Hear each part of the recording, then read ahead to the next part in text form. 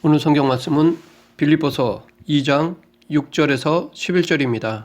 많은 아이들이 연예인을 자기의 우상으로 삼습니다. 그리고 이들은 머리 스타일은 물론 옷도 똑같이 입고 다니기도 합니다. 누구나 조금만 노력하면 겉모습은 쉽게 똑같이 될 수 있습니다. 하지만 그것은 온전히 닮은 것이 아닙니다. 단지 흉내만 내는 것뿐입니다. 온전히 닮기 위해서는 생각이나 생활도 같아야 합니다. 즉 의식 구조가 닮아야 합니다. 그래야 내가 닮고 싶은 사람처럼 살 수 있습니다. 이것은 연예인이나 인들만이 아닙니다. 우리가 예수님을 닮아가는 데 있어서도 마찬가지입니다. 예수님을 닮아가려면 예수님처럼 생각하고 행동하며 살아야 합니다. 그래야 예수님을 온전히 닮을 수 있습니다. 이 시간 오늘 본문을 통해 예수님을 닮아가기 위해서 어떻게 해야 하는가에 대해 살펴보겠습니다. 예수님을 닮기 위해서는 첫째, 자기를 비워야 합니다. 6절, 7절 그는 근본 하나님의 본체시나 하나님과 동등됨을 취할 것으로 여기지 아니하시고 오히려 자기를 비워 종의 형체를 가지사 사람들과 같이 되셨고, 여기서 예수님의 본성을 말하고 있습니다. 즉 예수님은 어떤 분이신가를 말하고 있습니다. 예수님은 근본 하나님의 본체이십니다. 그렇기 때문에 예수님은 하나님과 동등하십니다. 그런데 하나님과 동등하심을 내려놓으셨습니다. 역사적으로 예수 그리스도의 본성에 대한 다양한 견해들이 있는데 그것들 중에는 잘못된 견해들이 있어 교회를 어지럽게 했습니다. 우리는 이런 잘못된 주장들을 경계해야 합니다. 그런 차원에서 잘못된 주장 중에 몇 가지를 살펴보면, 에비온파, 예수님께서 세례를 받을 때 한 영을 받았고 그때 메시아적 사명을 받았다고 주장했습니다. 세례 받기 전에는 예수님은 단지 평범한 인간이었다는 것입니다. 다음은 도교대파, 예수 그리스도가 죄악된 인간의 몸을 입을 수 없다고 하며 눈에 보이는 예수님의 몸과 모습은 환상일 뿐이라는 가연설을 주장했습니다. 다음은 아리안파, 예수 그리스도는 하나님보다 낮고 인간보다 높은 최초의 피조물로 반신반인이라고 주장했습니다. 다음은 아폴로 나리안파, 인간 예수가 양자가 되므로 하나님의 아들이 되신다고 양자론을 주장했습니다. 이들의 주장은 예수 그리스도의 인성을 부분적으로만 인정하는 것입니다. 다음은 네스토르파, 예수님에게는 인간적으로의 인격과 하나님으로서의 인격이 따로 있다고 주장했습니다. 즉 이들은 인격의 단일성을 부정했습니다. 한 몸에 두 인격을 가지고 있다는 것입니다. 마지막으로 유티커스파, 예수 그리스도의 인성이 신성에 흡수 통합되면서 제3의 새로운 본성을 가진 특별한 분이라고 주장했습니다. 이러한 예수님에 대한 주장은 잘못된 것들입니다. 그래서 교회들이 이런 잘못된 예수님의 본성에 대한 정의를 바로잡고자 공의회를 열었습니다. 그것이 칼케돈 회의였습니다. 이 공의회에서 예수님의 본성을 더 이상 문제시하지 않도록 다음과 같이 정립했습니다. 우리 주님은 참 하나님이시오 이성적인 영혼과 육체를 지니신 참 사람이시다. 그는 신성에 있어서도 완전하시고 인성에 있어서도 똑같이 완전하시다. 그는 서로 혼합될 수 없고 변화시킬 수 없으며 나눌 수도 없고 분리시킬 수도 없는 두 본성을 가지고 계시다. 중략, 두 본성은 결합을 통해 결코 없어지는 것이 아니라 오히려 각각의 속성을 보존하고 있으며 두 본성은 한 인격, 한 존재 안에서 함께 존재하며 두 인격으로 분리되거나 나누지 않는다. 그분은 한 분이시며 동일하신 아들, 독생하신 하나님, 말씀, 주 예수 그리스도이시다 라고 정의했습니다. 칼케돈 공의회에서 이렇게 정의한 것은 당시 교회 대표로 모였던 사람들이 만들어낸 교리가 아닙니다. 만약 사람의 생각이라면 이런 비상식적인 정의를 정립하지 못했을 것입니다. 위에서 살펴봤듯이 이성적으로 합리적으로 정립했을 것인데 이성으로 도저히 이해가 안 되는 정의를 했다는 것은 곧 인간의 생각으로 정립한 것이 아님을 의미합니다. 그러면 이들이 이렇게 정의한 것은 엉뚱한 상상에서냐? 그것도 아닙니다. 이들은 철저히 성경에 입각해서 정의한 것입니다. 성경에 나오는 예수 그리스도에 대한 말씀을 다 끄집어내어 정립한 것입니다. 이들이 이렇게 주장한 증거 중에서 예수님의 신성에 대한 증거들을 살펴보면 구약의 예언 다니엘 7장 13절, 내가 또 밤 이상 중에 보았는데 인자 같은 이가 하늘 구름을 타고 와서 옛적부터 항상 계신 자에게 나와 그 앞에 인도되매, 예수님 스스로 밝히심 요한복음 5장 21절, 아버지께서 죽은 자들을 일으켜 살리심 같이 아들도 자기의 원하는 자들을 살리느니라. 사도들의 증인 요한복음 1장 1절, 태초에 말씀이 계시니라. 이 말씀이 하나님과 함께 계셨으니 이 말씀은 곧 하나님이시라. 이렇게 예수님은 비록 육체의 몸으로 이 땅에 오셨지만 신성을 잃지 않으셨습니다. 즉 완전한 인간이시면서 완전한 신이셨습니다. 지금 우리가 믿는 예수님은 완전한 인간, 완전한 신이십니다.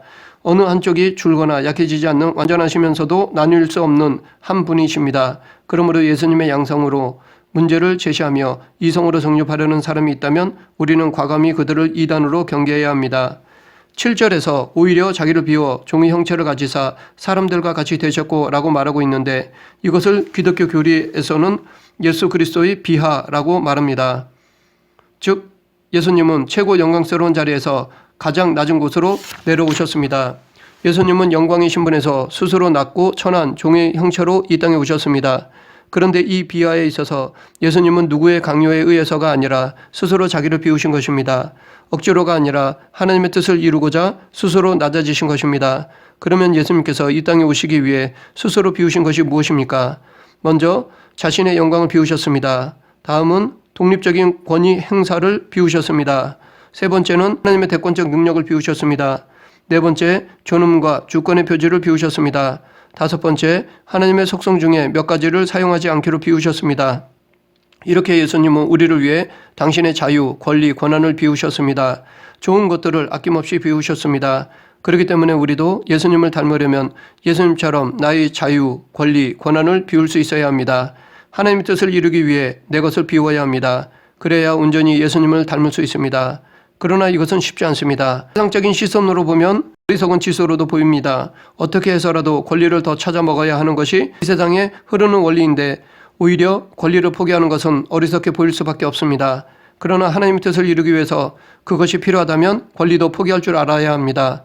바울은 고린도 교회의 연약한 성도들을 위해 우상에게 바친 고기를 먹지 않기로 했습니다. 얼마든지 먹을 수 있는 자유를 포기했습니다. 계속해서 예수님을 닮기 위해서 우리는 둘째 자기를 낮추어야 합니다. 8절 상반절 사람의 모양으로 나타나사 자기를 낮추시고 예수님은 하늘의 모든 영광을 내려놓으셨습니다. 그리고 자신을 사람의 모양으로 낮추셨습니다. 예수님이 자신을 낮추심의 가시적인 증거가 바로 성육신입니다. 이렇게 예수님께서 자신을 낮춰서 성육신 하신 목적은 먼저 우리에게 하나님의 실존을 보여주시고자 함입니다.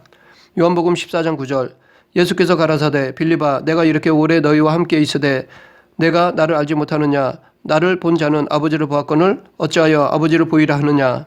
두 번째 죄인인 우리를 불러 구원하시기 위해서입니다. 디모데전서 1장 15절 밑보다 모든 사람이 받을 만한 이 말이여 그리스도 예수께서 죄인을 구원하시려고 세상에 임하셨다 하였도다. 세 번째 우리의 죄를 대속하는 희생제물이 되기 위해서입니다. 마가복음 10장 45절 인자에 온 것은 섬김을 받으려 함이 아니라 도리어 섬기려 하고 자기 목숨을 많은 사람의 대속물로 주려 함이니라. 네 번째 마귀의 일을 멸하기 위해서입니다. 요한일서 3장 8절 죄를 짓는 자는 마귀에게 속하나니 마귀는 처음부터 범죄함이니라.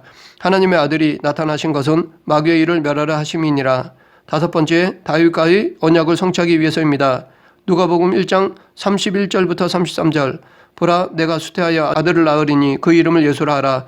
저가 큰 자가 되고 지극히 높으신 이의 아들이라 일컬을 것이요 주 하나님께서 그 조상 다윗의 위를 저에게 주시리니 영원히 야곱의 집에 왕노로 다실 것임이며 그 나라가 무궁하리라. 이렇게 영원하신 예수님이 인간의 몸을 입으신 것이 곧 지극한 겸손의 표현입니다. 예수님이 어느 정도로 낮추셨냐 하면 성육신 하신 것 자체로도 큰 겸손인데도 거기서 끝난 것이 아닙니다. 예수님은 사람 중에서도 최고의 낮은 종의 형체를 취하셨습니다. 종은 섬김받는 존재가 아닙니다. 전적으로 섬기는 존재입니다. 그런데 최고의 영화로우신 예수님은 이 세상에 섬기는 자로 오셨습니다. 이것을 상징적으로 보여주신 것이 세족식입니다. 예수님은 제자들과 마지막 식사를 하시는 도중에 수건을 허리에 두르시고 제자들의 발을 닦아주셨습니다.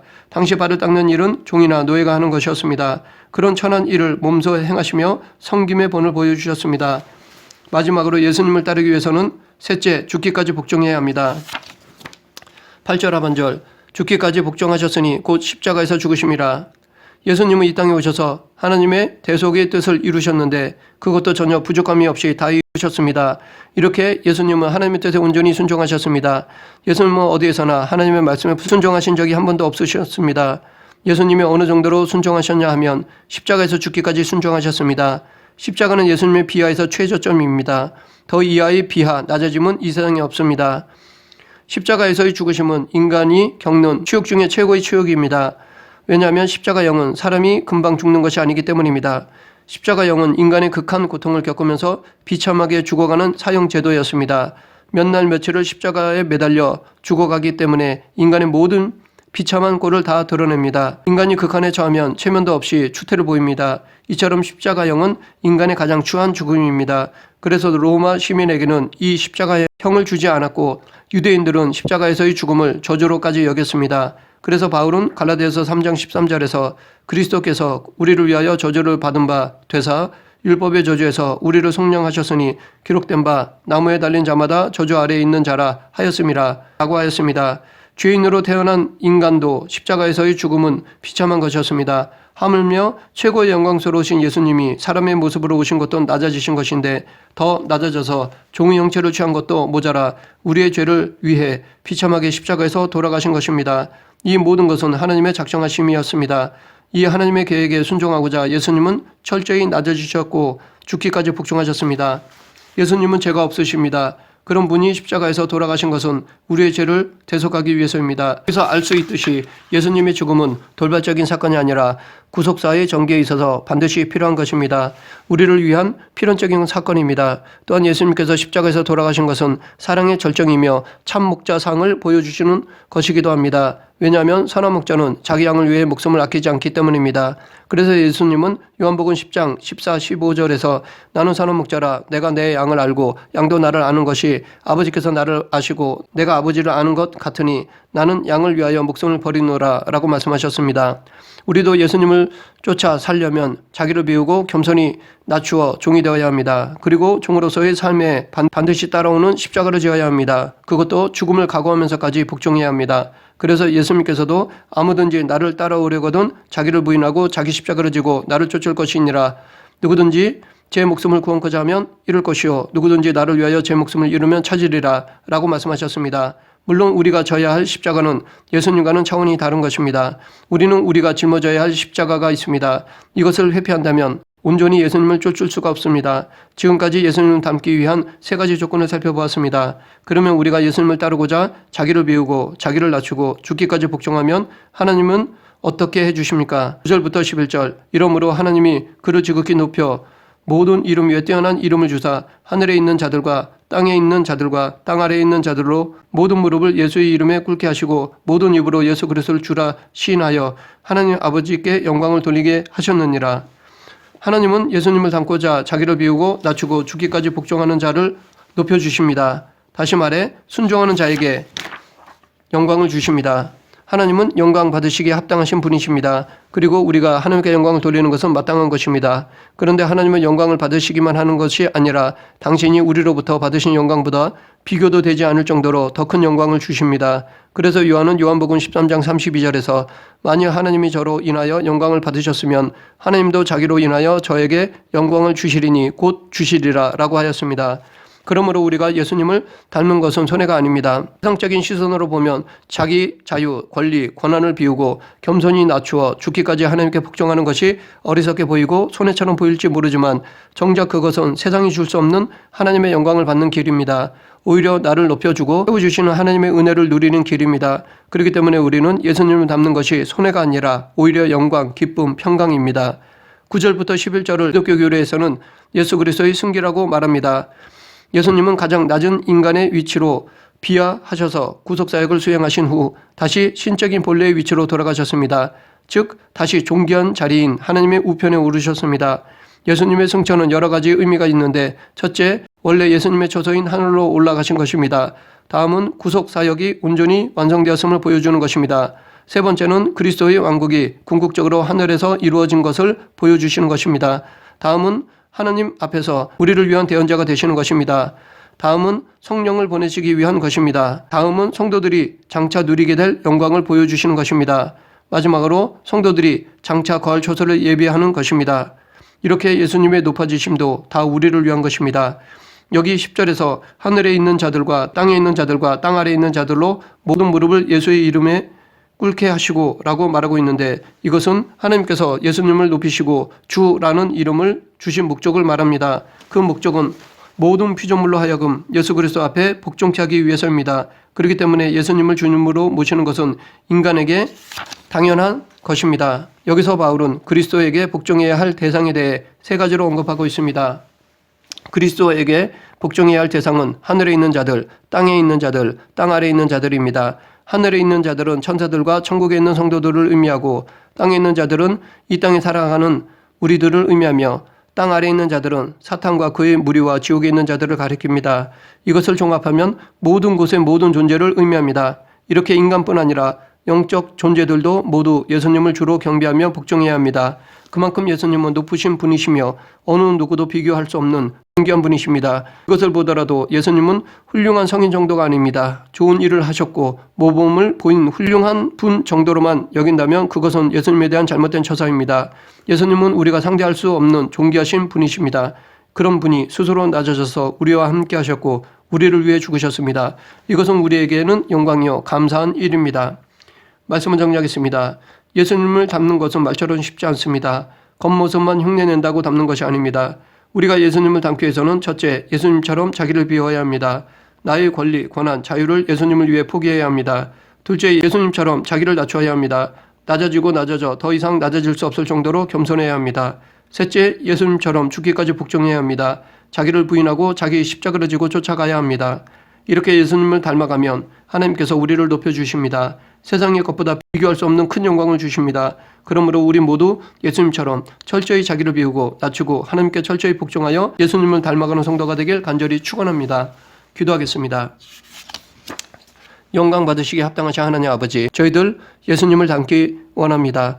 자기를 비우고 낮추고 죽기까지 복종함으로 예수님을 닮고자 하오니 연약한 저희들을 붙잡아 주시옵소서. 겉모습만 닮는 것이 아니라 예수님의 삶을 온전히 닮아가는 성도가 되게 하여 주시옵소서. 예수님 이름으로 기도드립니다. 아멘.